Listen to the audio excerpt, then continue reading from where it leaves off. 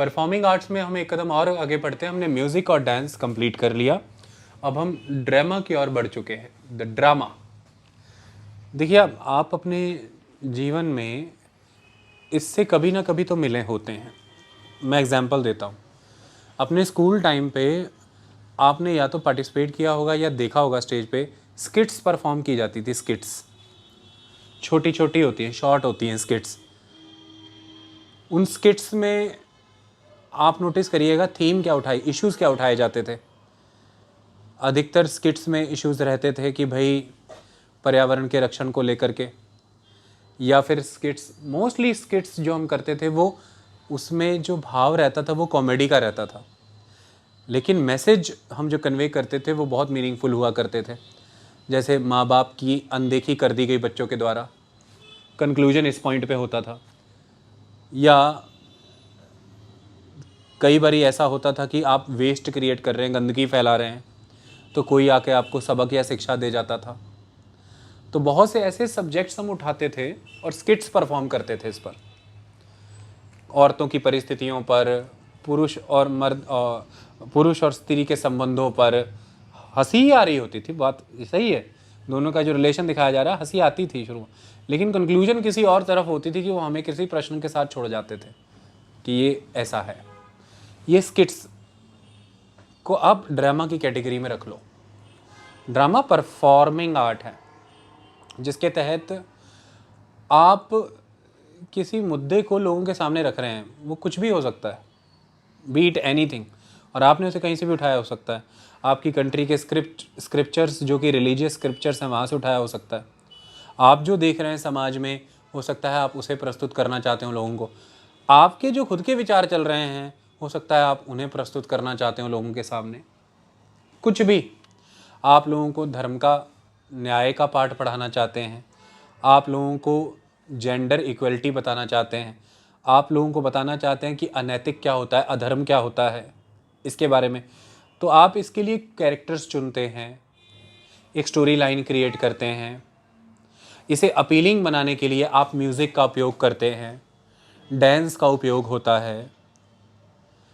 Base में एक theme है आपका जिसके बेस पर आप ये कर रहे हैं। ये सारी चीज़ें पार्ट होती हैं एक ड्रामा का। तो ड्रामा इस मैनर में बहुत बड़ी भूमिका निभाता रहा हमारे देश में। ड्रामा का पर्पज़, जो नए नए रिलीजियस सेक्ट आ रहे थे उनकी आइडियोलॉजी को लोगों तक ले जाना भी था, कम्युनिकेट करना, उनके प्रिंसिपल्स, उनकी विचारधारा भी था, लोगों को एजुकेट करना अपने अधिकारों के बारे में, ये भी था।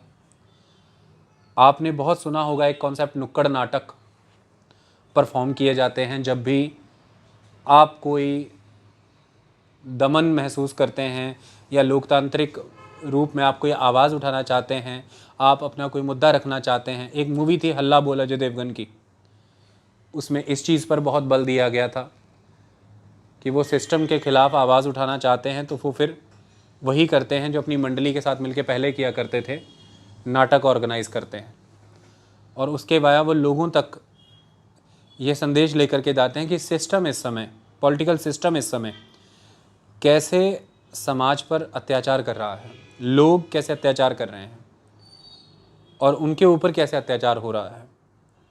तो द थिंग इज़ कि ये सब चीज़ों के वाया आप मिलते जुलते रहे हैं ड्रामा से।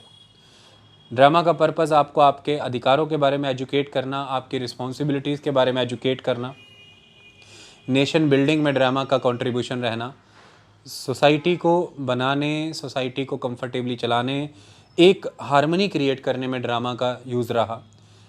क्या परिस्थितियां हैं महिलाओं की, क्या परिस्थितियां हैं आउटकास्ट लोगों की, क्या परिस्थितियां हैं शूद्रों की, इसे मंच पर लाना, किस तरह से ईश्वर के रूप में ही जो भी कैरेक्टर्स आपको दिखाए जा रहे हैं वो फैसले लेते रहे, आपको समझाना कि न्याय संगत फैसले क्या होते हैं।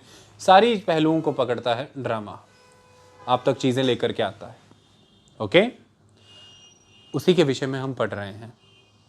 पहले हम इसे ट्रेस करते हैं कि कहाँ से आया, किधर को जाना है। तो ड्रामा के बारे में कहें तो इसका जो ओरिजिन हमें समझ आता है, यानी कि जिस कॉन्टेक्स्ट में ये आपको मिलता है, हमें वेदों में मिलता है। So the origin of Indian drama to the Vedas, इस चीज को समझ के चलिए। NIOS ये कहता है। रामायण में हमने क्या देखा कि we hear of drama troupes of women, औरतों के दल मिलते हैं हमें, नौटंकी या नाटक दल, ड्रामा दल, उसका जिक्र हमें रामायण में मिलता है। Okay,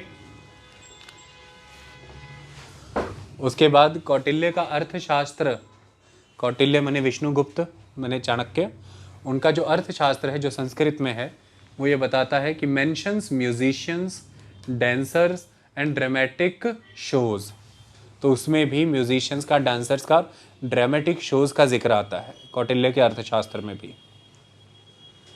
drama could spring from a child's play, the child enacts, mimics and caricatures which was definitely the beginning of drama. तो बच्चों के खेल कूद से, सही मायने में देखा जाए तो बच्चों के खेल कूद से ड्रामा जो है ये फूटता है, प्रस्फुटित होता है, उभरा, उपजा इस रूप में। ऐतिहासिक रूप में, हिस्टोरिकली आप उसको कहाँ ओरिजिन में देखते हैं, उसकी कहानी तो वेदों से आ जाती है, वो तो वेदों से आ जाती है। लेकिन कोई जो कला है उसकी उपज कैसे है, कहाँ से है, उसका आधार कौन बना, तो यहाँ पर बताया गया है कि बच्चों का खेल इसका आधार बन सकता है। वो नकलें उतारते हैं, मिमिक करते हैं, है ना, शेर, तो ये ऐसे करते हैं कि नहीं बच्चे आज भी? किसी ड्रामा स्कूल में आपने उसे डाला होता है क्या? बताइए, आप अपने बच्चे को ले जाकर किसी ड्रामा स्कूल में डालते हैं क्या? तो वो जब ऐसी ऐसी हरकतें करता है, जब वो आपको डराने का प्रयास करता है या भूत आया ऐसा करके कुछ भी, ये तो उसके खेल का पार्ट है। वो मिमिक कर रहा है, अजीब अजीब आवाज़ें निकाल रहा है ना, वो डर रहा है, घबरा रहा है, जब सामने वाला शेर बना तो वो ऐसे ऐसे कर रहा है कि नहीं। ये सारी चीज़ों से फिर ये उभर करके आया कि एक व्यक्ति यदि अपने भीतर के रसों को, भावों को प्रकट करना चाहता है तो वो कई चरित्रों में ढलकर ये कर सकता है, कई कैरेक्टर्स में घुलकर ये कर सकता है। एक ही व्यक्ति ये कर सकता है, इसमें कोई समस्या नहीं है। और उन कैरेक्टर्स के माध्यम से लोग बात से ज्यादा सरोकार रख पाएंगे। आई बात समझ में?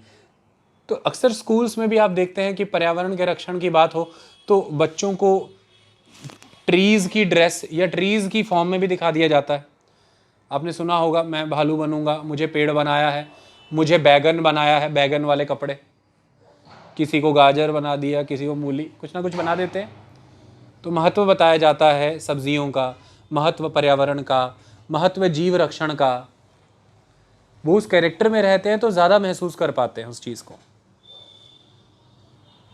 और आप जो देखने वाले हैं सीधे जुड़ते हैं उस कैरेक्टर से। अब बैगन खुद तो बोलेगा नहीं, लेकिन कोई अगर बैगन के चरित्र में बोल रहा है तो आप ज़्यादा समझ पाएंगे। पेड़ यदि आपको अपने गुण बता रहा है कि मुझे मत काटो, मुझे मत काटो, मुझे मत काटो, मैं तुम्हें छांव देता हूँ, मैं मृदा को बांध के रखता हूँ, मिट्टी को बांध के रखता हूँ, मैं तुम्हें जल देता हूँ, पर्यावरण को, मेरे ही कारण वर्षा है, मैं पक्षियों को घोंसला देता हूँ, मैं विविधता का कारण हूँ, मैं तुम्हें फूल भी देता हूँ और फल भी देता हूँ, मैं तुम्हें लकड़ी देता हूँ आग जलाने के लिए, मुझे मत काटो। तो देन यू विल रियलाइज, जब आप नेक्स्ट टाइम ट्री के सामने हैं या कहीं भी, कि ये same that tree was speaking, ये बोल रहा था और ये यही बोलना चाह रहा था। तो जिस समय में, जिस दौर की मैं बात करता हूँ, आप लोगों को सीधे सीधे रूप में शिक्षित करना चाहते हैं, तो जिन चीज़ों के विषय में शिक्षित करना चाहते हैं उन्हीं चीज़ों के स्वरूप में यदि आ जाते हैं तो बड़ा जल्दी लोग एजुकेट हो जाते हैं, सीख जाते हैं, समझ जाते हैं बात।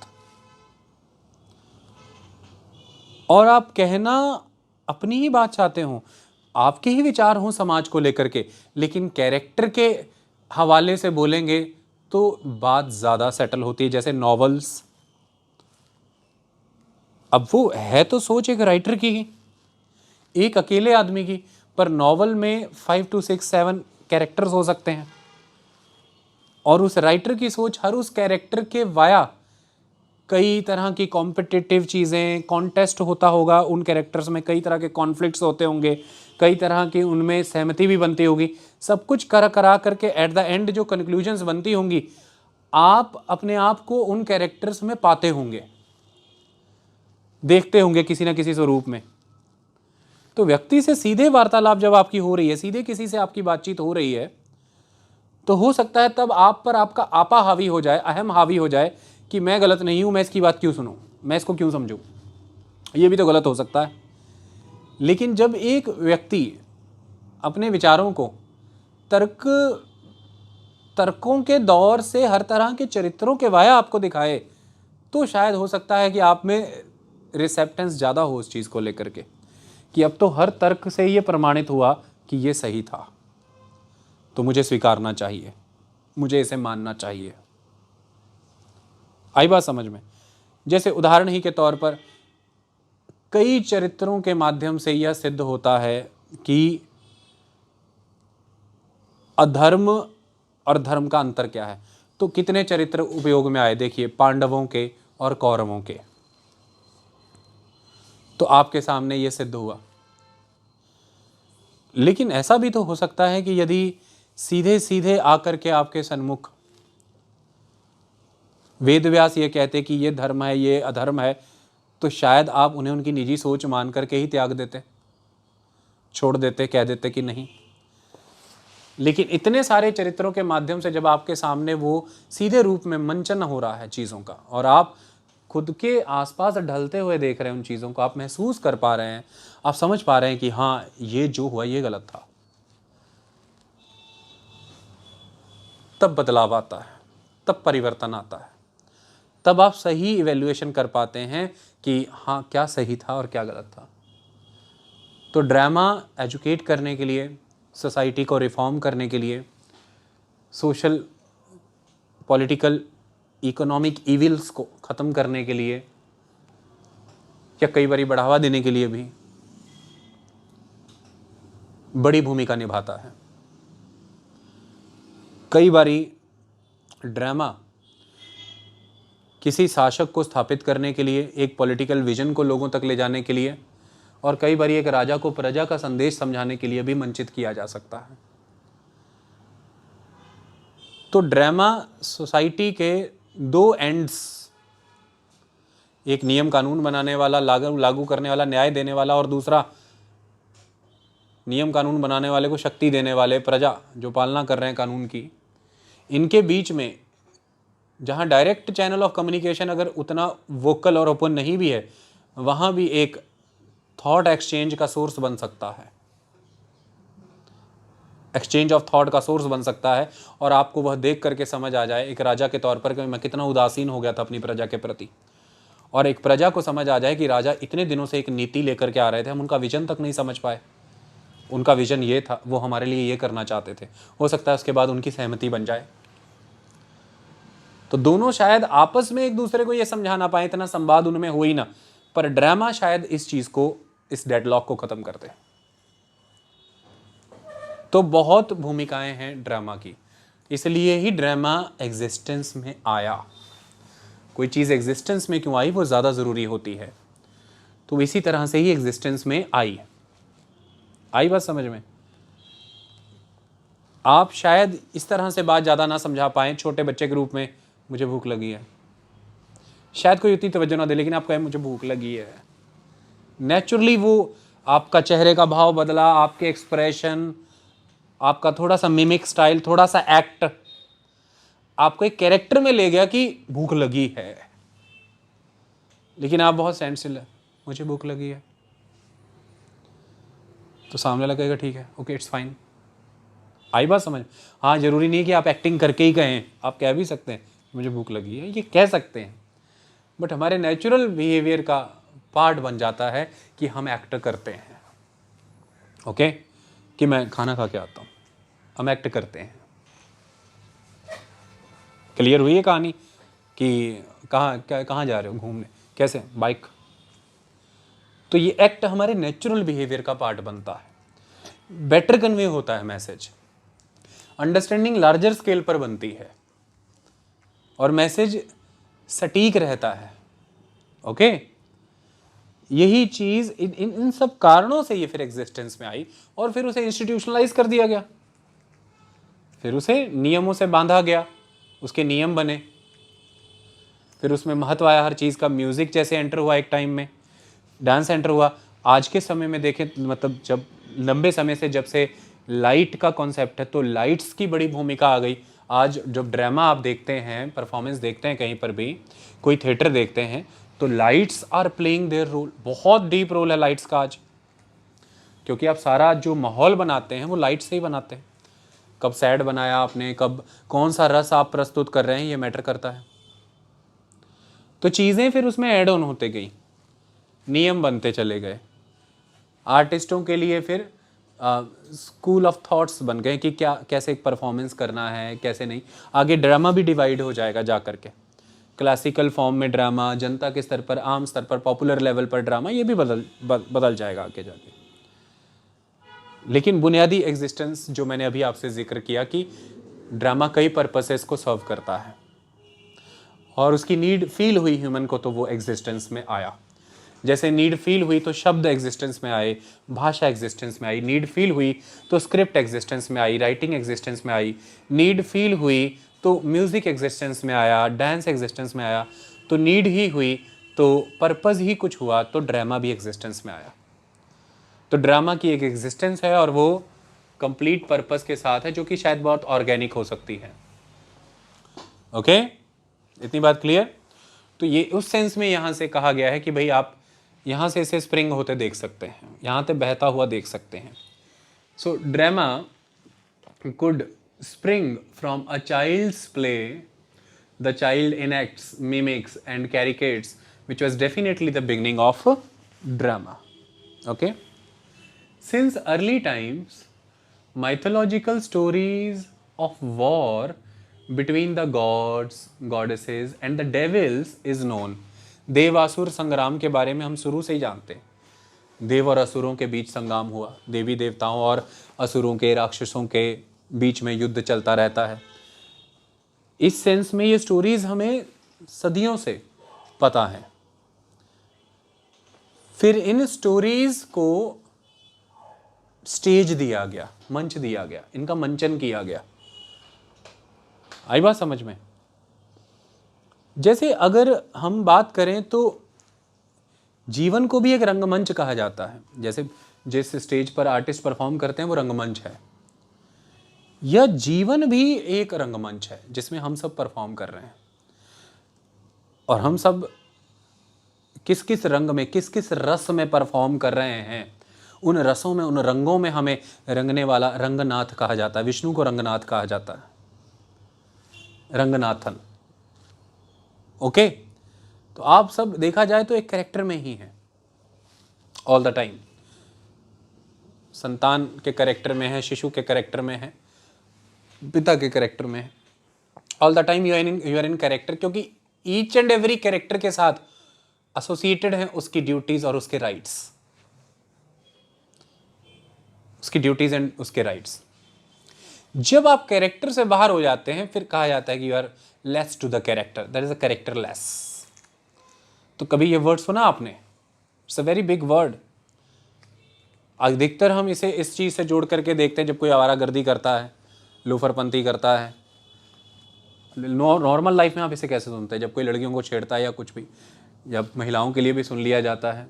जैसे अगर किसी एक्स्ट्रा मैरिटल अफेयर हो गया या कोई फिर मैरिज से पहले किसी तरह के कोई अफेयर्स हैं तो हम कहते हैं ये कैरेक्टरलेस बंदा है।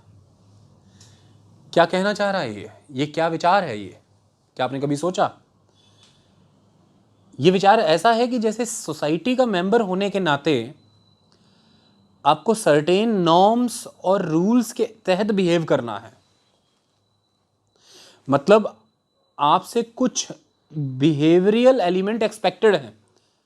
आपका कंडक्ट एक एक्सपेक्टेड कंडक्ट है, आपसे एक्सपेक्ट किया जा रहा है वो कंडक्ट, क्योंकि सोसाइटी में आप एक किरदार में हैं और उस किरदार के लिए समाज ने नियम बना रखे हैं, नियमावली है उसकी। सोसाइटी सोशल इंस्टीट्यूशंस जो होती हैं, there are many social institutions, schools, colleges, educational sector, it is a social institution. Your family, it is a social institution. Religion, economy, ये भी social institutions हैं. Marriage is also a kind of social institution. Caste is a social institution. ये जो social institutions हैं, ये ensure करती हैं time to time कि आप उन norms, उन values, उन rules को follow करें, तो आपका character build up करना इनकी जिम्मेदारी है. तो that's why there is a word that is the bringing up, है ना, कहते हैं ना brought, born and brought up, brought, वो ब्रिंग, कि मेरी अप ब्रिंगिंग. तो किस चीज को ब्रिंग अप कर रहे हैं आप ब्रिंग किस चीज की हो रही है? Bringing up.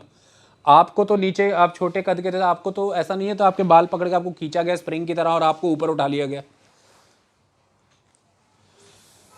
It is about the word that is day by day. जैसे हम कैरम बोर्ड खेलते हैं तो एक एक गोटी एक के ऊपर सजाते हैं, तो सजाते जाओ तो वो यहां तक आ जाएगी ना. तो जैसे ईंट ईंट जोड़ करके दीवार बन जाती, ऊंची हो जाती है ना. अब तो आप कहेंगे we are bringing up the wall by adding bricks layer by layer. Likewise by adding teachings, by adding instructions, by adding commands, they are instilling those values, those norms, those rules, regulations inside you, so they are building your character. So it is a character building process, because you are a part of society, and in that society you cannot remain that the part of society without having a character. क्योंकि अब character से बाहर हुए तो आप society के rule regulation से बाहर हो गए, अराजक माने जा सकते हैं. ओके, तो वहां ये माना जा सकता है कि who will regulate this person, then इसको रेगुलेट कौन करेगा? और अनरेगुलेटेड पर्सन एक रेगुलेटेड सोसाइटी में नहीं रह सकता, और सोसाइटी रेगुलेट हो तो ही सोसाइटी किसी डायरेक्शन की ओर बढ़ सकती है. गाड़ी के चारों पहिए, दो आगे चल रहे हैं, दो पीछे की ओर चल रहे हैं, तो बस तो किधर भी नहीं जाएगी ना, गाड़ी तो किधर भी नहीं जाएगी. There are certain level of regulations required to lead someone और समथिंग टू सम डायरेक्शन. किसी दिशा की ओर ले जाने के लिए एक रेगुलेशन तो चाहिए होती है. वो समय के साथ बदलती रहती है, जरूरत के साथ बदलती रहती है. वो बदलाव यदि नहीं आने दिया जा रहा तो कट्टरता है, उस पर विचार हो सकता है. नियम कानून बना कौन रहा है, वो कितने सही हैं कितने गलत, इस पर विचार हो सकता है. लेकिन नियम चाहिए. बदलते समाज के साथ नियम बदलते रहने चाहिए. समाज नियमों के ही साथ संगठित रहता है, ये सत्य है, ये बदला नहीं जा सकता. इसलिए नियमों की पालना एक किरदार के द्वारा होती है, और वो किरदार आप में विकसित किया जाता है, क्योंकि आप दायित्व उसी के तहत निभाते हैं. आप पिता हुए, माता हुए, तो फिर माता पिता के दायित्व आप निभाएंगे, क्योंकि किरदार आपका माता पिता का है. तो आप एक बायोलॉजिकल फॉर्म में जन्म लेते हैं, और उस बायोलॉजिकल फॉर्म को एक सोशल फॉर्म बनाने के लिए जो जरूरी है, दैट इज चरित्र, कैरेक्टर.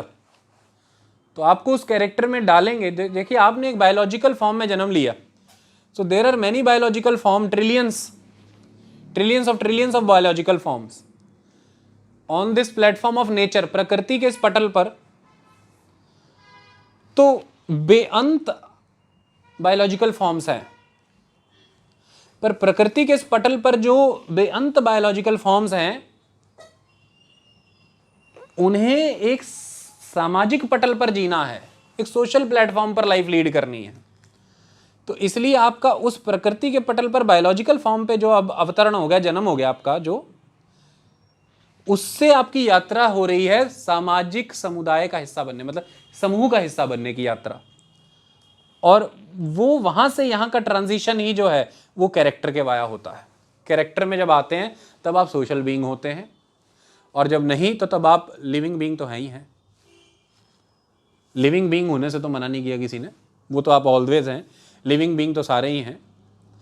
आप अपने घरों में भी वही कुत्ता रखते हैं जो घर में रहने के योग्य है, पालतू बन सकता है. शेर रख लो, रखो, मैं कहता हूँ रख लो, रख सकते हो? आपको एक प्रॉब्लम एनकाउंटर होगी, क्यों? वो मर्यादा नहीं समझता। मर्यादा माने वही certain customs, rules, regulations, values और नॉर्म्स, वो समझता नहीं कि रहना कैसे है घर पे। भूख लगेगी आप ही को खा जाएगा। लेकिन हाँ, देयर आर सर्टेन ब्रीड्स, कुत्तों की कुछ नस्लें हैं जिनका कैरेक्टर आप ऐसा बना सकते हो कि वो सिविल लाइफ में, सोशल लाइफ में एंटर कर सकता है, और जैसे आप डायरेक्शन दें वो उनको फॉलो कर सकता है। ना वो लोगों को खाएगा ना आपको खाएगा। तो फिर वो रेडीली अवेलेबल एक फिर आइटम है जो इस सोशल लाइफ में रह सकता है। लेकिन जो इस तरह के कैरेक्टर में नहीं आ सकते, उन्हें आप पालतू नहीं बनाते, वो सोशल लाइफ में नहीं रह पाएंगे। देश उसकी अनुमति नहीं देगा, नियम कानून उसकी अनुमति नहीं देंगे। आप सड़क पर, आपने कितना भी ट्रेंड कर रखा है शेर, आप सड़क पे पटा डाल के नहीं ले जा सकते, अनुमति नहीं है। जानवरों का हनन तो हो रहा है, वो अलग बात है, जानवरों को नुकसान नहीं पहुंचा सकते, अलग बात है। लेकिन समाज में भी उसकी विस्कृति नहीं है, क्योंकि उसके विषय में ये तय है कि वो ऐसे कैरेक्टर्स में नहीं कन्वर्ट होता जो रूल रेगुलेशंस फॉलो करे। तो किरदार एक बड़ी चीज है, कैरेक्टर एक बड़ी चीज है। इतनी बात समझ में आई?